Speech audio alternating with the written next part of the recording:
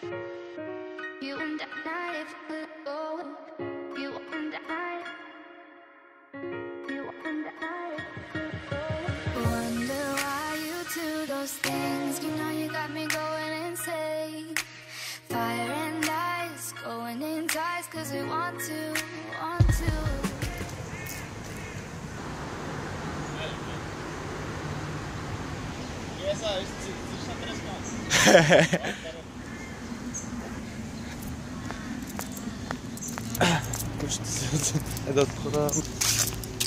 Не искам да снимам пред хора, бе. Що? Ще ти покажа, сериозно. Да, сега ще се дигна от пода и снимам хората, ще ме гледат. Ти си избра този път на живота.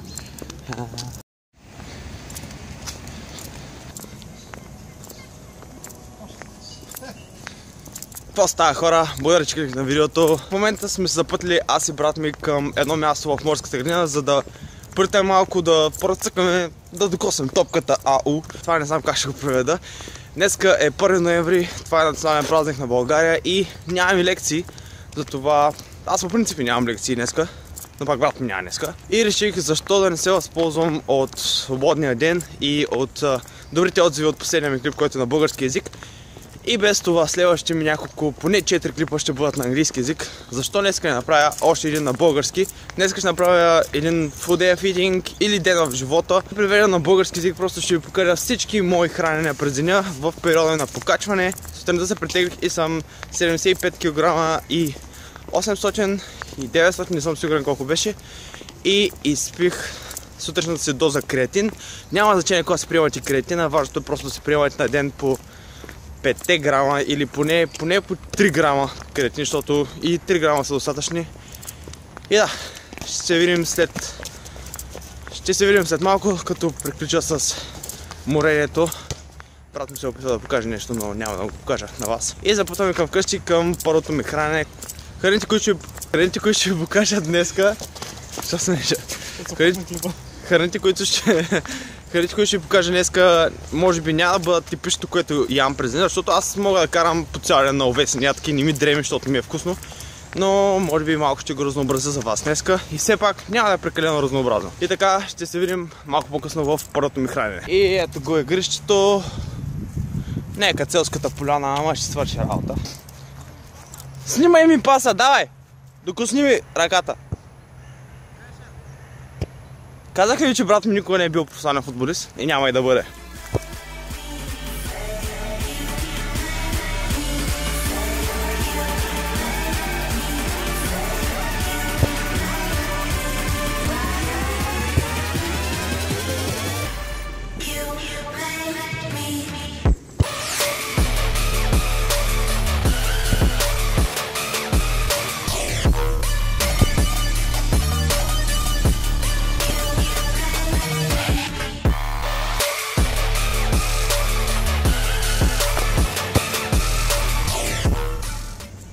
Виждате ги?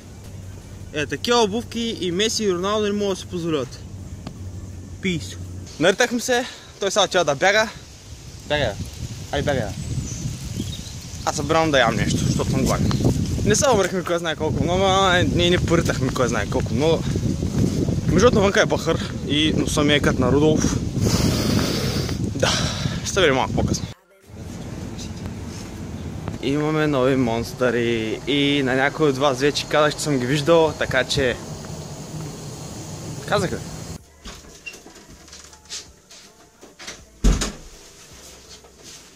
И така, вече съм вкъщи, но на пътя насам се замислих. Защо бих направил full day of eating или ден, в който ви показвам храните, които ям в период на покачване с храни, които аз дори не ям през седмицата?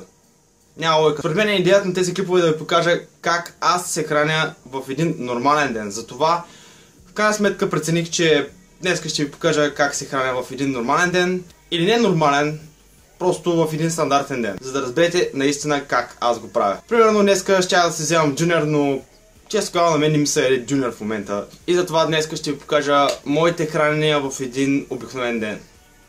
Надявам се не възразявате. Хранене номер 1.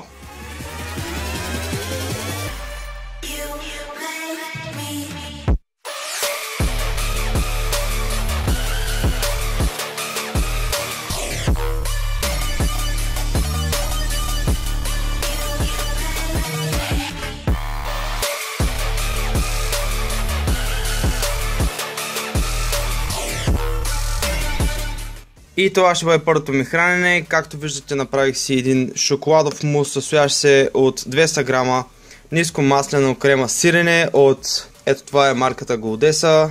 Може да я намерите в Lidl. Има само 3 грама мазнини на 100 грама. Една мерителна лъжица шоколад с лешник от MyProtein Impact Whey Protein. Другото, което добавих е просто 30 грама натурално какао. Някои хора ме питаха, това е марката Castell, пак от Lidl. 200 грама, струва някъде около 2,50. Малко посварител и кокос. И когато разбъркате всичко, се получава ето този шоколадов мус. Макросите ще ви го покажа ето тук къде отстрани. И общо ето това ще ми бъде първия мил. Не се чувствам супер гладен в момента, затова ще оставя въглехидратите за малко по-късно. So this is just a fluke that in October I have a lot of different things or gifts.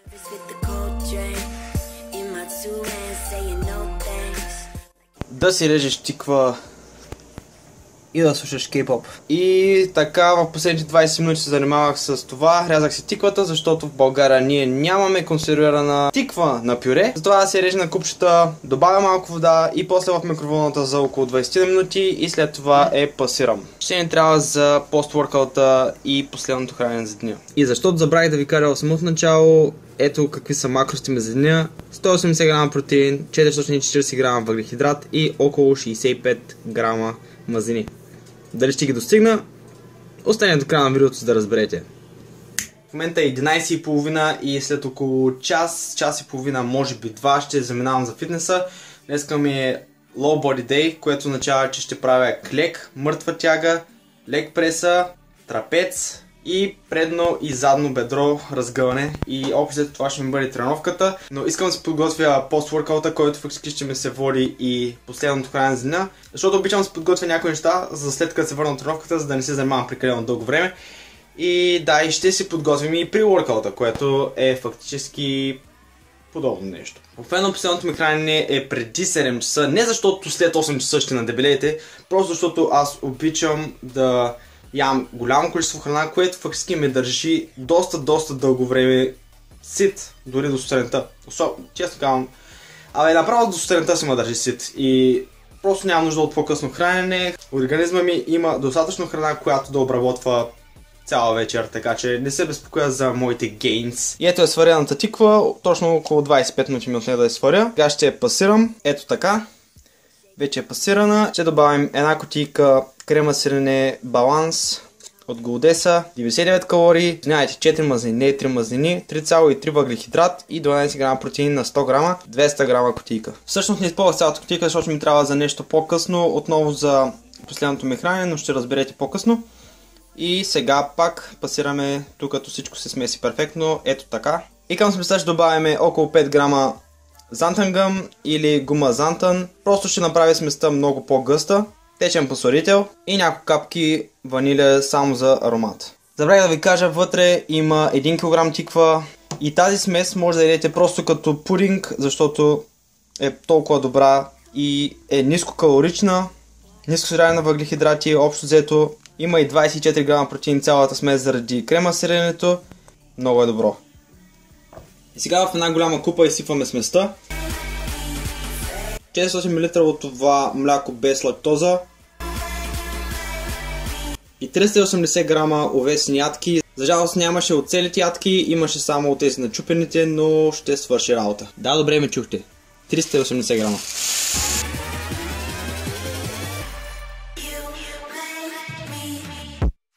И така, всичко се разбърква. Ето така. Сега ще добавим вода и посолител, ако е нужно. И отива в микроволновата за неопределено време, защото микроволновата ми е стара и не мога ви кажа точно колко време отнема. Но от крайния резултат ще разберете как трябва да изглежда, когато е готово. Само имайте предвид, че някъде по средата на готвенето трябва да го разбъркате и отново да вкарате в микроволновата. Те няма да се разберем. Те с монстъри трябва да се пробват днеска. И така. И ето го при воркаута ми. Това е ябълка. Мисля, че и вие знаете. А това овесена каша, състояща се от 120 грама овесени ядки, от тези начупените, които ни харесвам.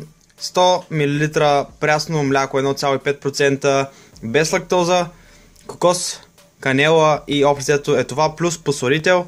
И както виждате си взех двата монстъра. Това е Ultra Red и Ultra Sunrise.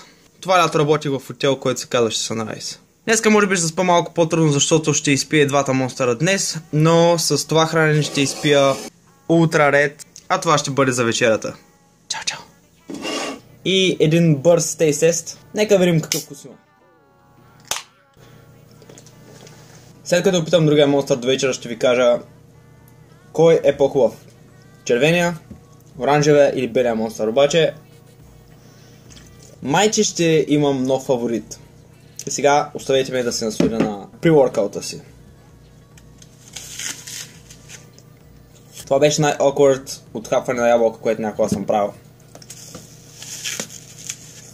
Заклевам се, този монстър има вкус на червено мече от пакет жилен бон и Харибо. И ето така трябва да изглежда нашата гигантска купа овесени ядки с тиква, или както се казва на английски honey nut squash. И отивам към фитнеса, обаче се замислих. Нали знаете, че когато тренираш гърди, после хората питат ко става, цепи ли цицата? Или може би е само тук те във Варна. Но тогава, когато тренираш крака, какво казваш? Парализира ли краката? Не чупи ли си краката? Валира ли си бедрата? Парализира ли си краката? Звучи добре. Ще го използвам. За тези, които се чудят, това е фитнеса ми.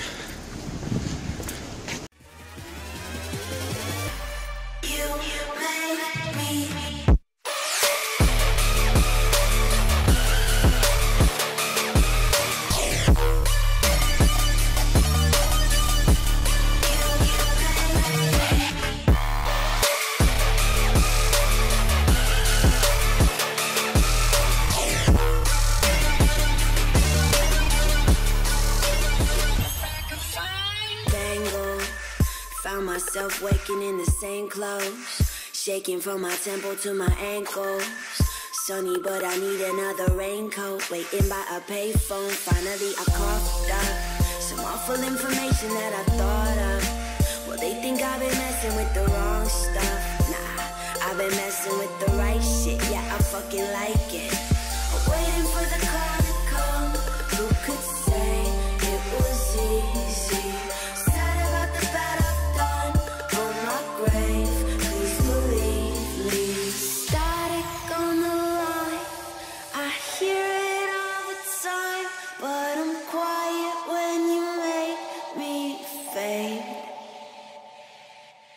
Feel it coming back, watch it turn to black, but I'm brighter when you make me fade. You make me fade, you make me fade, you make me brighter when you make me fade, you make me fade,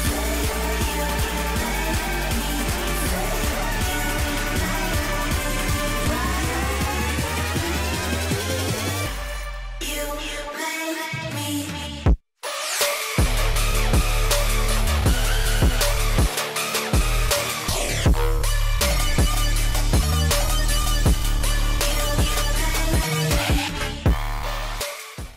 Добро количество, мисля. Часа е 5, тук що се върнах от тренировка и съм гладен. Това няма да бъде абсолютно никакъв проблем да бъде изядено и мога и повече, но в крайна сметка имам макроси и калории, които спазвам. И може би в по-късен етап на болка си ще ги покача, но за сега са такива. За тези, които чуят какво е това отгоре, това е шоколадова заливка, която последно време почна да се правя върху овеса, състояща се от 40 грама за този случай. Друг път не използвам това, използвам само... Имам случаи, в които използвам само протеин и какао, но тук имаме 40 грама натурален шоколад от MyProtein, които е крайно време вече да ме спонсорира, защото постоянно ги рекламирам. Имаме около 25 до 30 грама какао, не съм го мерил. Имаме остатъка от крема сиренето, което ви показах, обикновено го правя без крема сиренето и вода.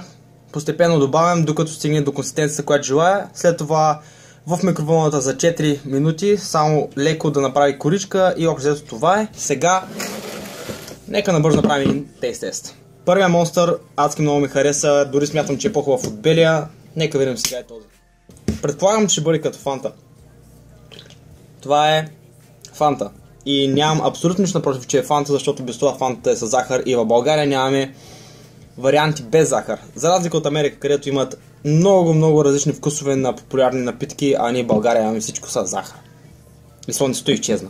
Рейтинга ми е: на първо място слагам червения монстър, на който му давам чиста десятка, наистина просто е невероятен. Много ми хареса. На второ място е белия монстър. Все пак мисля, че е също супер вкусен и му давам 9,5, може би 9, но 9,5, защото наистина ми харесва. И на този монстър му давам 8, защото не е нищо различно от фанта. Но все пак фанта без захар. Трябва да се поощри. Сега ще си изявам вестните ядки, ще си изпия монстъра и ще приключим с това видео.